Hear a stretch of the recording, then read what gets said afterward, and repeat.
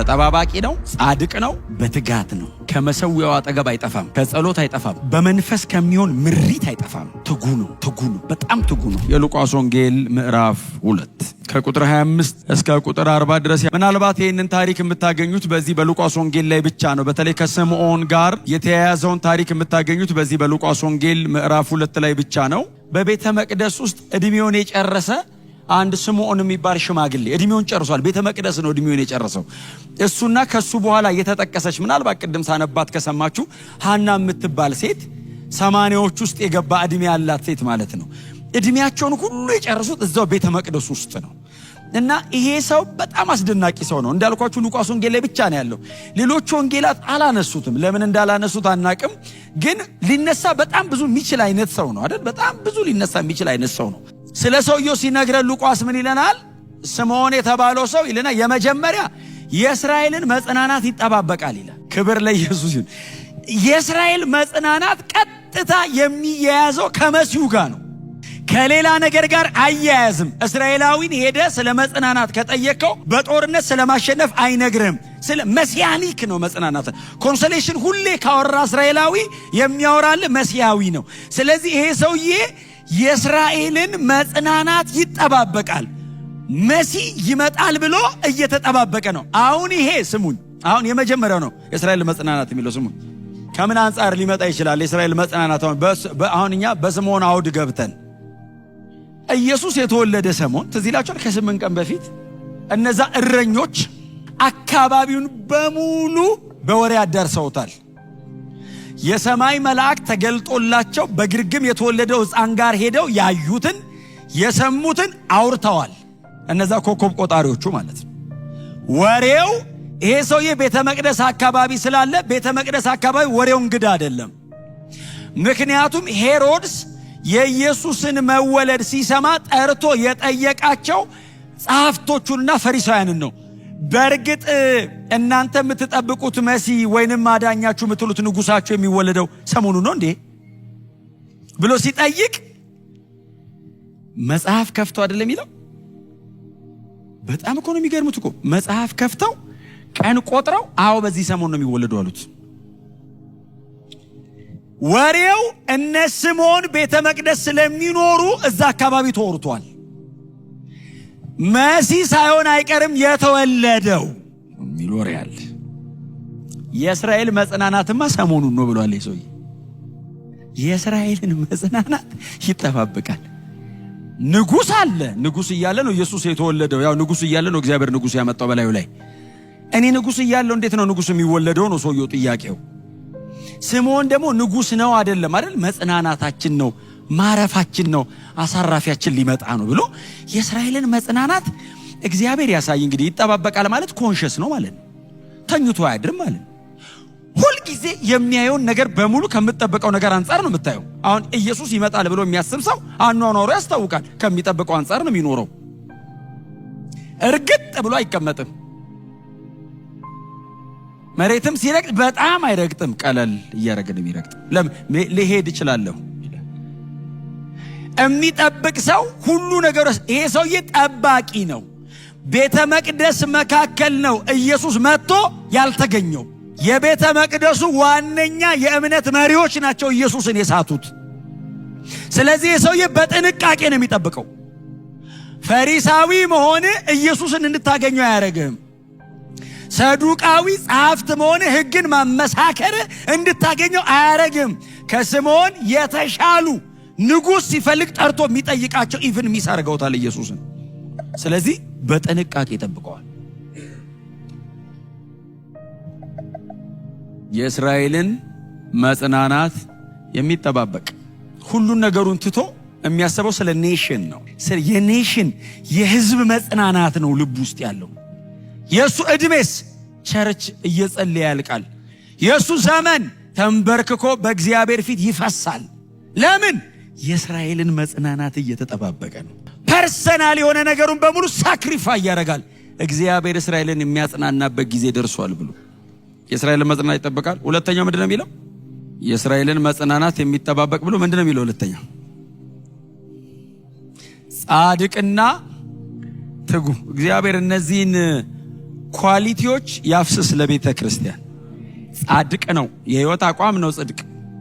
የሕይወት አቋም ነው ጽድቅ። ጻድቅ ነው። በጽድቅ ነው የሚኖረው። እንደ እግዚአብሔር ሕግ ነው የሚመላለሰው ማለት ነው። በእነሱ ዘመን ሕጉ ነው እጃቸው ላይ ያለው። ስለዚህ እንደ ሕጉ ነው የሚመላለሰው። ጻድቅ ነው። ሲያዩት ራይቸስ ነው ይሉታል። ይሄ ጻድቅ ነው። አታዩም? አካሄዱን ዓለምን የጠላ ነው። ምድርን የካደ ነው። ጻድቅ ይልና አንድ ሌላ ደግሞ ጨምሮ ያስገባል፣ ትጉ የሚል። ከነዚህ ውስጥ አንዱን ማግኘት ራሱ በረከት ነው። እንኳን ይሄን ሁሉ በአንድ ላይ ማግኘት። ተጠባባቂ ነው፣ ጻድቅ ነው። ቀጥሎስ በትጋት ነው። ኦልዌይስ አለ። ከመሰዊያው አጠገብ አይጠፋም፣ ከጸሎት አይጠፋም፣ በመንፈስ ከሚሆን ምሪት አይጠፋም። አለ ሁሌ። ስምዖን ትጉ ነው። ትጉ ነው። በጣም ትጉ ነው። ወደ ቤቱ የሚሄድበት ሰዓት አለ። ምክንያቱም ዛሬ ኢየሱስ ወደ ቤተ መቅደስ የመጣበት ቀን ላይ ስምዖን ቤተ መቅደስ ውስጥ አልነበረም። አረ ቤተ መቅደስ ውስጥ አልነበረም። ኢየሱስ የመጣ ቀን ስምዖን አልነበረም። ባይዘው ቸርች ቤቱም ሆኖ ይተጋል። በየትኛውም አጋጣሚ አለ። ላይን አፕ የሚያደርገው ሰማይ ላይ ነው። ስለዚህ የመጨረሻውና አራተኛው መንፈስ የሞላበት ነው አይደል? መንፈስ ቅዱስ በእርሱ ላይ ነበር። ኢትስ ኤ ትራንዚሽን ፔሪድ። ሽግግር እኮ ነው። ከብሉይ ወደ አዲስ እኮ ሽግግር ላይ ነው ያለው ሰውየው። መሃል ላይ ነው ያለው። መንፈስ ቅዱስ ግን በላዩ ላይ ነበር። ክብር ለኢየሱስ ይሁን። ከዛ ቀጥሎ የሚነግረን የዛን ቀን ምንድነው የተከናወነው? ቀጥሎ የሚነግረን አብረን እንድንሰብክ ብዬ ነው። ትንሽ ደቂቃ ስለሆነ የምናገረው። በዚያን ቀን እርሱም በመንፈስ ተመርቶ አይደለም የሚለው ወደ ቤተ መቅደስ ወጣ። አልነበረም ማለት ነው ቤተ መቅደስ። ሳሙኤል የሆነ ቦታ ሊሆን ይችላል። መንፈስ ቅዱስ እንደዚህ አለው፣ ስምዖን አለው። አቤት። ተነስ አለው። ለምን? ወደ ቤተ መቅደስ ውጣ አለው። የእስራኤልን መጽናናት የምትጠብቅ አይደለ እንዴ? አዎ። በጽድቅ እየተጋህ የምትኖር ሰው አይደለ እንዴ? አዎ። መንፈስ ቅዱስ እኔ በአንተ ላይ እኮ አድሬያለሁ፣ ተነስ ውጣ አለው። ለምን? የምታየው ነገር አለ፣ ሂድ ውጣ ሲለው ማርያም ስምዖን አለ ብላ አይደለም የመጣችው፣ ልጇን ልትሰጥ ነው የመጣችው። ስምዖንስ መጽናናት እየጠበቀ ነው። ቀጥሎ አንድ ቃል ይናገራል። በጌታ የተቀባውን መሲህ ሳያይ እንደማይሞት በመንፈስ የተረዳ ነው። ጂሰስ ዘመን የነገረው ሰው ነው። ልትሞት ነው ሲሉት መሲህ ሳላይማ አልሞትም። ያየቀንስ ይኸው ልሙት አለ። እስኪ አይሞትም። ትሞታለህ ይሉት፣ አልሞትም። እንደረን አልሞትም። ለምን? መሲሁና ያለው መንፈስ አስረድቶኛል፣ ተረድቻለሁ። በጌታ የተቀባው ነው። ማንን? መሲሁን ክርስቶስ ኢየሱስን ሳላይ አላንቀላፋም። ስለዚህ እስራኤልን መጽናናት እጠባበቃለሁ። ዛሬ መንፈስ ቅዱስ ተነሱታ አለው። ወደ ሊድ ወደ ቤተ መቅደስ ቶሎ በል አለው። ትንሽ ደቂቃ ሊያስተላልፋቸው ይችላል። ማርያም ልትሄድ ትችላለች ከጨረሰች። ስምዖን ፕሮግራም ውስጥ የለም። እግዚአብሔር ፕሮግራም ውስጥ ነው ያለው እንጂ ማርያም እቅድ ውስጥ የለም። ዮሴፍ እቅድ ውስጥ የለም። ምንም አይነት እቅድ ስክሪፕቸር እግዚአብሔር እያጻፈ ነው። ስለዚህ ሰውየው 7 በር አለው ቤተ መቅደሳቸው ትልቅ ነው። 7 የሄሮድስ ቤተ መቅደስ ነው ይሄኛው። 7 በር አለው። በአንደኛው በር እሷ ልትወጣ፣ በሌላኛው በር ስምዖን ገባ። እንዳልኳችሁ ነው እንግዲህ እድሜው በጣም ስለሄደ አይኑ በደንብ አያይም። የውስጡ ነው በደንብ የሚያየው እና ይፈልጋል።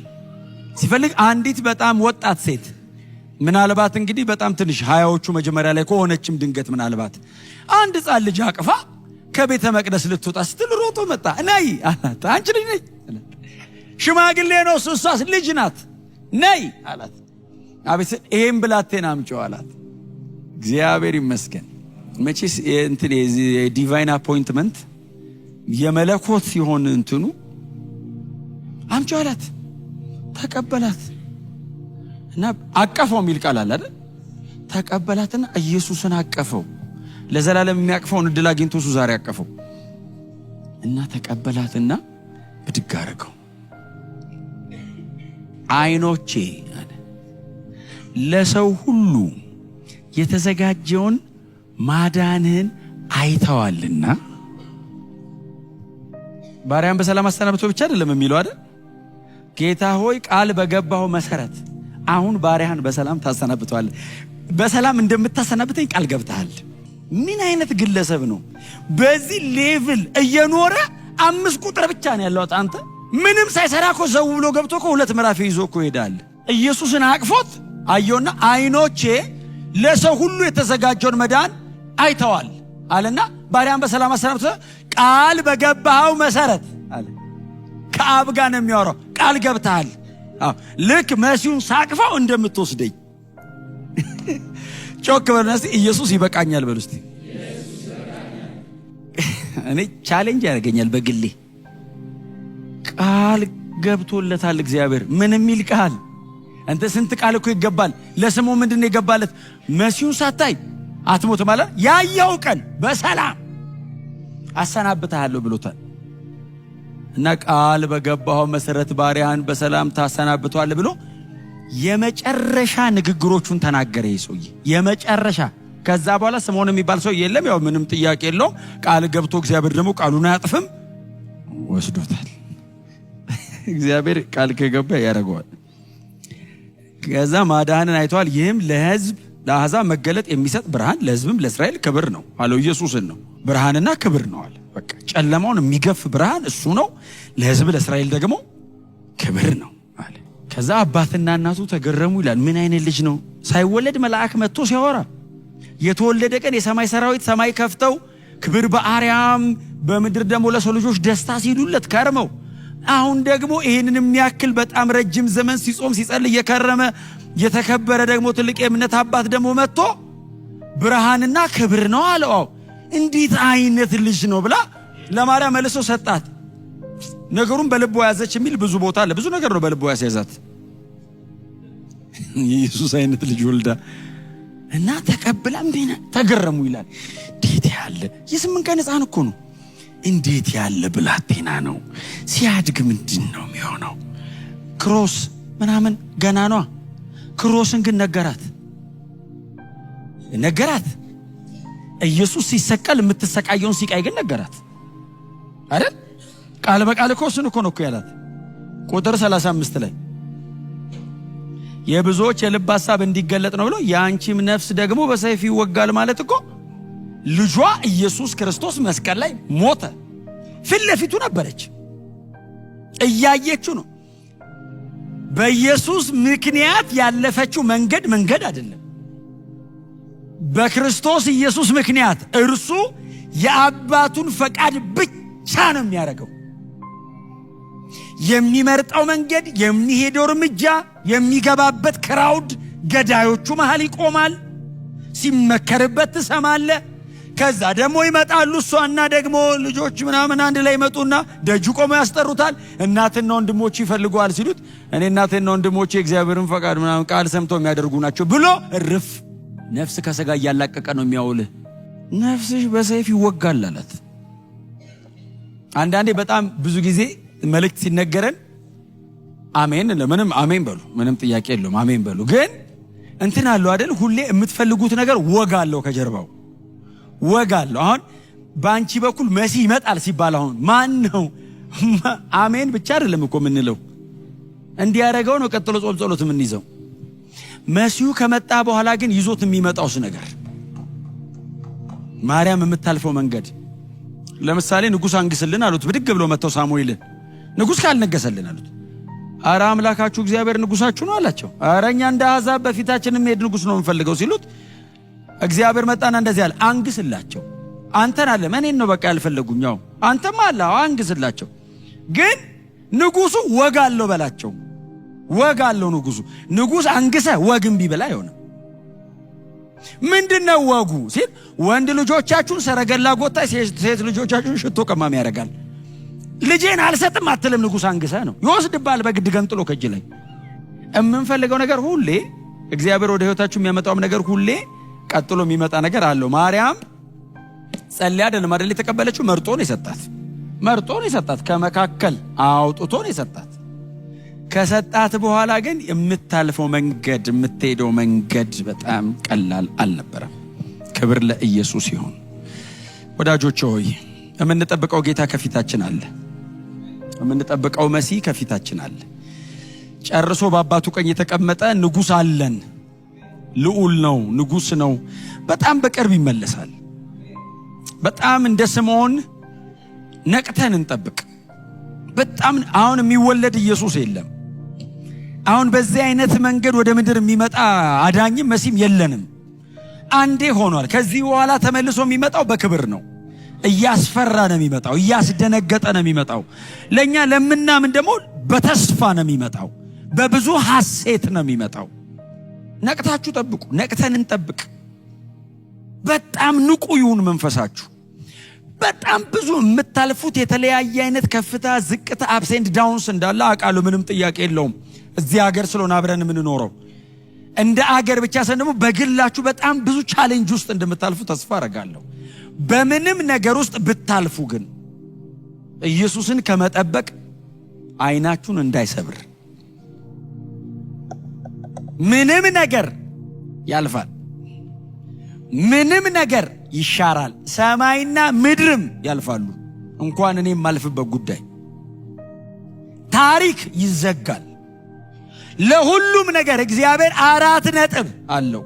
የምንሄድበት ቻሌንጅ ከምንጠብቀው የክብር ጌታ አይናችንን እንዳይገነጠል ሁሌ መንፈሳዊ እንሁን። ስምዖን መንፈሳዊ ሰው ነው። ፈሪሳውያን ጋር የሚያየው ህይወት ከመንፈሳዊነት የሚያጎድል ሊሆን ይችላል። በኖራ የተለሰነ መቃብር ናቸው ፈሪሳውያን። አስመሳዮች ናቸው፣ ፕሪቴንድ ያደርጋሉ። በጣም ሂፖክራት ናቸው። ስታየው ፈሪሳዊውን ልብ ሊወርድብህ ይችላል። ጸሐፉን ሲያይ የሕግ መጽሐፍ ጸሐፊው ሰውዬ ነው። ሕይወቱ ግን ምናልባት እንደ ሕጉ ላይሆን ይችላል፣ እንደሚጽፈው ሕግ ላይሆን ይችላል። ስምዖንስ አይኑን ከዚህ ላይ አልሰበረም። በመካከል እየኖረ መንፈሳዊ ነው፣ ጻድቅ ነው፣ ትጉ ነው፣ መንፈስ ቅዱስ ያደረበት ሰው ነው። እግዚአብሔር የተናገረውን እያንዳንዷን ነገር በጥንቃቄ የሚጠብቅ ብርቱ ክርስቲያን ነው። ዛሬ ከዚች ቀን ላይ ከዚች መልእክት ላይ ልተውላችሁ የምፈልገው ነገር ይሄንን ነው። መስመር፣ ሕይወታችሁ ላይ ያለ መስመር አታስነኩ። በወንጌል ምክንያት ያገኛችሁትን ሕይወት ለምንም ነገር አታስነኩ። ምንም ቢቀርብን አይሻልም? ሕይወት ከምናጣ። ሕይወት ከመብል ይበልጣል፣ ሰውነትም ከልብስ ይበልጣል። በቃ የዘላለም ሕይወት እናንተ ውስጥ አለ። አታስነኩ፣ አታስደፍሩ። ቦርደር ይኑረው። ኖ ጽድቅ የሚነካስ ኖ ትጋትን የሚቀንስ ኖ። ሕይወት ይበልጣል። ክብር ለኢየሱስ ይሁን። በንቃትን ጠብቅ። ያኔ እግዚአብሔር የሚልከውን ልጁን ኢየሱስ ክርስቶስን እንደ ስምዖን ፊት ለፊት እናገኘዋለን። እምናቅፈው ልጅ ሆኖ አይመጣም። የከበረ ንጉሥ ሆኖ ይመለሳል። ፊት ለፊት እናየዋለን። ያቺም ሴት የእሱ አይነት ናት። በጣም ብዙ ቁጥር የላትም። ምናልባት 1-2 ቁጥር ነው ያላት። ሐና በቃ በመበለትነቷ እስከ 80 ዓመቷ ድረስ ቤተ መቅደስ ኖራለች ይላል። በጣም ይገርማችሁ፣ ቀንና ሌሊት እየጾመችና እየጸለየች የሚል ቃል አለ። ቀንና ሌሊት እየጾመችና እየጸለየች። ቀንና ሌሊት መጾምና መጸለይ የሚባል አለ። ቀንና ሌሊት ትጾምና ትጸልይ። ሐና ቀንና ሌሊት ትጾምና ትጸልይ ነበር። በጣም ትጉ ነበረች። የጸሎት ሴት ነበረች። እግዚአብሔር በምንድነው ሪዋርድ ያረጋት ሐናን? ኢየሱስን አገናኝቶ። በምንድነው ሪዋርድ የሚያረገኝ? የሚገለጠው ልጁ ፊት ለፊት አቁሙ። በምን ሊመልስላችሁ ይችላል መንፈሳዊነታችሁን? ሕይወት ከፍለህ እግዚአብሔር የልጁን ካልሰጠህ በቀር ምን ወርዝ ያደርጋል? ሕይወት የሚያስከፍል እኔ ሕይወቴን ልሰጠው የምችለው ነገር ከወንጌል ውጪ ምን ሊኖር ይችላል? ምን ሊኖራችሁ ይችላል ከኢየሱስ ውጪ? ክብር ለኢየሱስ ይሁን። ኖሩ፣ በጽድቅ ተመላለሱ፣ በጣም በትጋት ወጡ ገቡ፣ በመንፈስ ተነዱ። እግዚአብሔር የተናገራትን እያንዳንዷን በጥንቃቄ ጠበቁ። እግዚአብሔር ካሳቸው። በምን? ኢየሱስን እንዲያቅፍ እድል ሰጠ። መሲሁን እንድታየው እድል ሰጣትና አየችው ብቻ እኮ አይደለም፣ በዙሪያ ላሉት ሁሉ መሰከረች። እንዳትታለሉ አለቻቸው። ይሄ ነው አዳኝ። አይመስልማው። ማርያም ቤት ነው የተወለደው። በጣም ዝቅተኛ ኑሮ ውስጥ ያለች ሴት ቤት ነው የተወለደው። አይመስልማው። ይሄ ነው ግን አዳኝ። ክብር ለኢየሱስ ይሁን። የሰማነውን በልባችን ያቆይልን።